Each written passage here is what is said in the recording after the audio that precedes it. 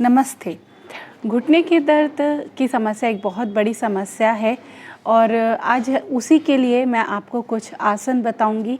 किन आसन से आप अपने घुटनों के दर्द को ठीक कर सकते हैं या आपको किन चीज़ों की सावधानी रखनी चाहिए और खान पान में क्या बदलाव करने चाहिए, तो ये सारी चीज़ आज हम जानेंगे। तो सबसे पहले हम शुरू करते हैं आसन की प्रैक्टिस से, और क्या आपको नहीं करना वो भी मैं आपको साथ साथ में बताऊंगी। तो इसमें आपको जैसे कि सबसे पहले जो आज मैं प्रैक्टिस बताने वाली हूँ, इसके लिए आपको दोनों लेग्स को सामने लेके आना है, ठीक है। और घुटनों के दर्द का जो मेन रीज़न है वो क्या है? वो रीज़न है कि जब आपकी थाइज़ मसल्स जो हैं या हिप मसल्स जब ये कमज़ोर हो जाती हैं, जब ये वीक पड़ने लगती हैं, तो क्योंकि हमारे पूरे शरीर का जो वेट लेने का काम है वो थाइज़ मसल्स का है, लेकिन जब आपकी मसल्स ही कमज़ोर होंगी तो वो काम आपके घुटनों को करना पड़ता है, तो उन पे पूरा लोड आता है, तो जिसकी वजह से ऑस्टियोआर्थराइटिस या उनके गैप का कम होना शुरू हो जाता है, डीजनरेशन शुरू हो जाता है, या कई बार बहुत ज़्यादा ओवर एक्सरसाइज करने से भी ये प्रॉब्लम आ सकती है। तो लॉक करना है अपनी फिंगर्स को, यहाँ पर होल्ड करेंगे और इस तरीके से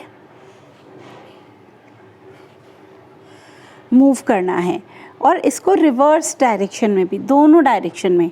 इसके नंबर्स को आप अपने अकॉर्डिंग कम ज़्यादा कर सकते हैं, पर कोशिश करें कि 10 टाइम्स तो आप करें ही, 10 times forward and 10 times reverse. इसी तरीके से दोनों लेग्स को आपको मूव करना है, फॉरवर्ड भी एंड रिवर्स डायरेक्शन में भी।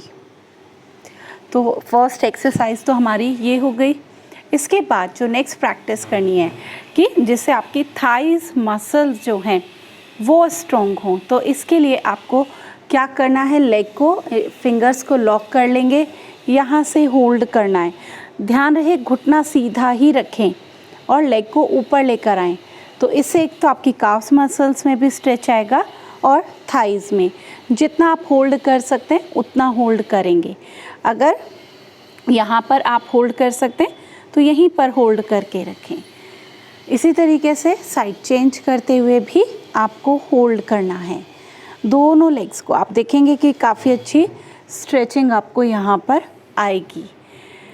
इसके साथ जो नेक्स्ट प्रैक्टिस आपको करनी है यहाँ पे, इसमें क्या करना है, क्योंकि हिप जॉइंट में जब आपके हिप्स में मूवमेंट नहीं होता तो वो भी आपके घुटनों के दर्द का एक रीज़न बनता है।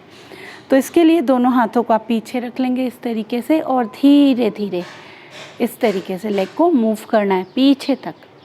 तो यहाँ पे आप अपनी लेग को ग्राउंड से थोड़ा सा ऊपर रखेंगे और इस तरीके से तो पूरा आपका थाइज़ मसल्स भी मूव में भी आपको एक्सरसाइज मिलेगी, साथ साथ में हिप जॉइंट को भी। तो इसको कम से कम आप 10 टाइम्स इस तरीके से मूव करेंगे।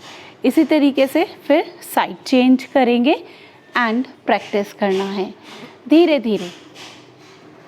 इस तरीके से आपको प्रैक्टिस करनी है।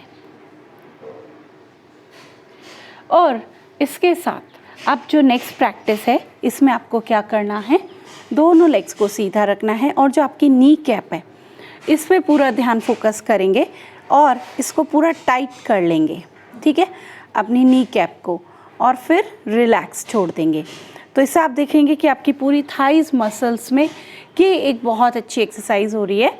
तो आपको इस तरीके से टाइट करना है एंड लूज़, नी कैप को बिल्कुल टाइट एंड लूज़। तो इस प्रैक्टिस को आप जितना नंबर चाहें उतना कर सकते हैं, 10 बार या थोड़ा और ज़्यादा भी, 20 टाइम्स तक भी आप इस प्रैक्टिस को कर सकते हैं। दूसरा, यहाँ पर जो आपको प्रैक्टिस करनी है, इसमें क्या होता है कि जो आपकी काफ्स मसल्स हैं जब ये आपकी वीक पड़ने लगते हैं तब भी आपके घुटनों पर प्रेशर आता है। तो एक तो हमेशा आप बिल्कुल सेडेंटरी लाइफस्टाइल में ना रहें कि आप अपनी थाइज़ को स्ट्रॉन्ग करने की कोशिश करें।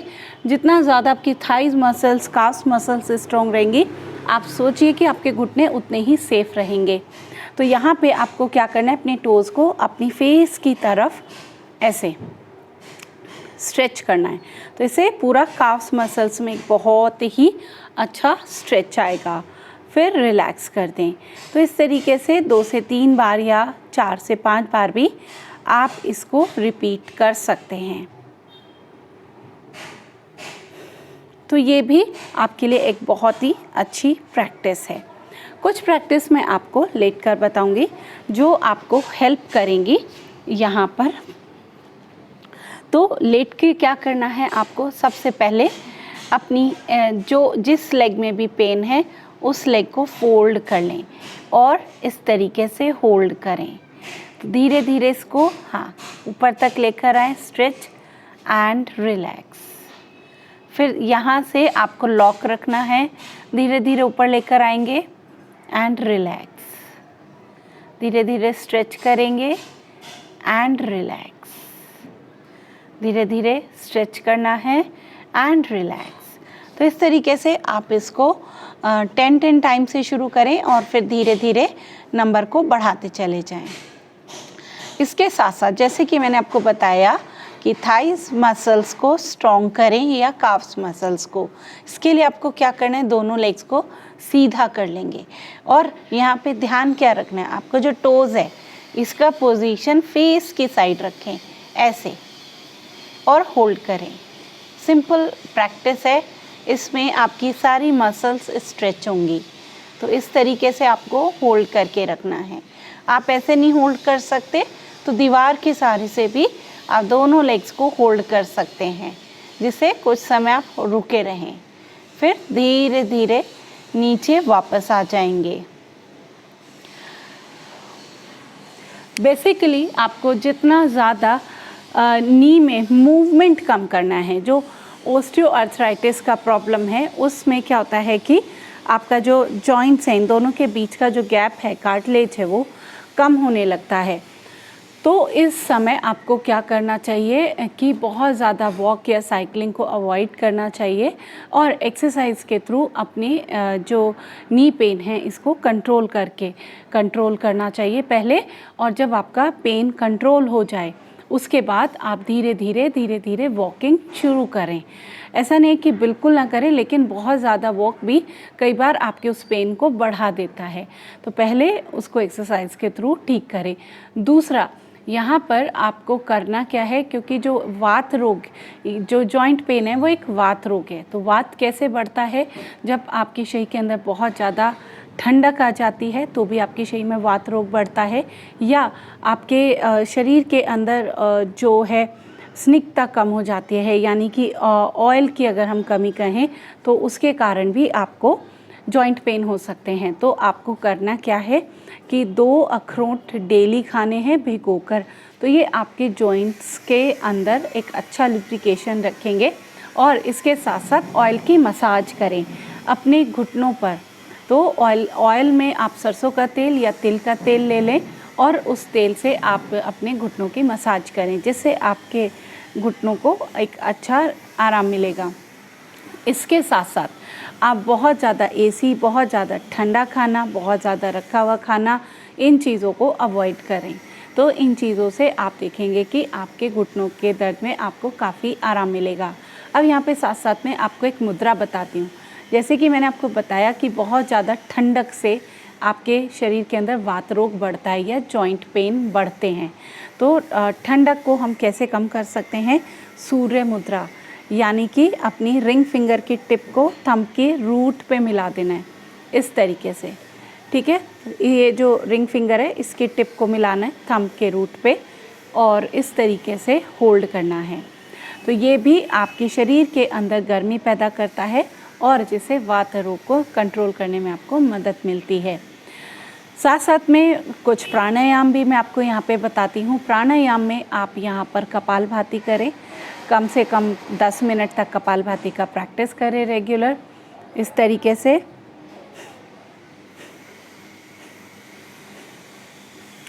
तो मिनिमम 5 मिनट से कम कपालभाति अपना करें, 10 से 15 मिनट तक आप आराम से कर सकते हैं। इसके साथ साथ भस्त्रिका प्राणायाम, क्योंकि भस्त्रिका प्राणायाम भी शरीर के अंदर गर्मी पैदा करता है।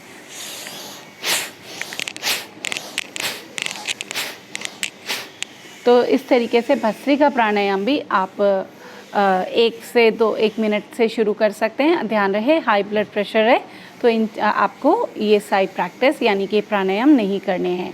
इसके साथ साथ अनुलोम विलोम प्राणायाम का प्रैक्टिस करें। अनुलोम विलोम प्राणायाम राइट नॉस्ट्रल को बंद करेंगे, लेफ्ट से इनहेल करते हुए शुरू करेंगे।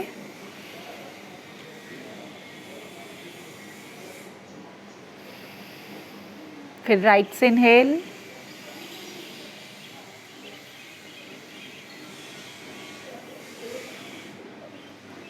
तो ये कुछ प्राणायाम हैं, इनको आप अनुलोम विलोम को भी कम से कम 10 मिनट इसका प्रैक्टिस ज़रूर करें। यहाँ पे मैंने आपको सूर्य मुद्रा बताई है। सूर्य मुद्रा के साथ एक और मुद्रा मैं आपको बताती हूँ, ये है वायु मुद्रा। इन दोनों में से आप किसी भी मुद्रा को प्रैक्टिस कर सकते हैं। वायु मुद्रा के लिए इंडेक्स फिंगर को फोल्ड कर लेंगे थंब के रूट पे और ऐसे मिला लेंगे। कम से कम दिन में 15 मिनट आप इसको प्रैक्टिस करें यहाँ पर, और आप देखेंगे इन सब चीज़ों को करने से आपके दर्द में आपको काफ़ी आराम मिलेगा।